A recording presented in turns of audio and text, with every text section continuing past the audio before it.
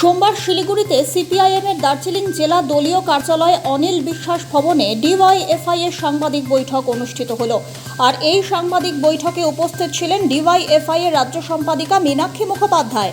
সাংবাদিক বৈঠকে উপস্থিত হয়ে মীনাক্ষী জানিয়েছেন, 13ই এপ্রিল ডিওয়াইএফআই এর ডাকে রাজ্যের শাসক দলের বিরুদ্ধে বিরাট মিছিলের আয়োজন হয়েছে।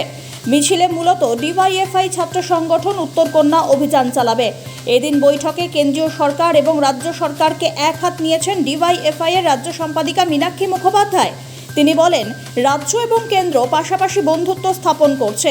মুখে বললেও কেউ বিরোধী হয়ে যায় না, তার প্রমাণ দেখাতে হয়। আগামী 13ই এপ্রিল ডিওয়াইএফআই রাজ্য সরকারের বিভিন্ন দুর্নীতির বিরুদ্ধে চলবে উত্তরকন্যা অভিযান।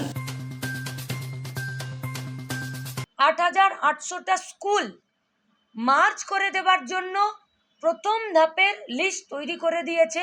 ভবিষ্যতে এই স্কুল থাকবে কি থাকবে না, রাজ্যবাসী চরম শঙ্কায় রয়েছে।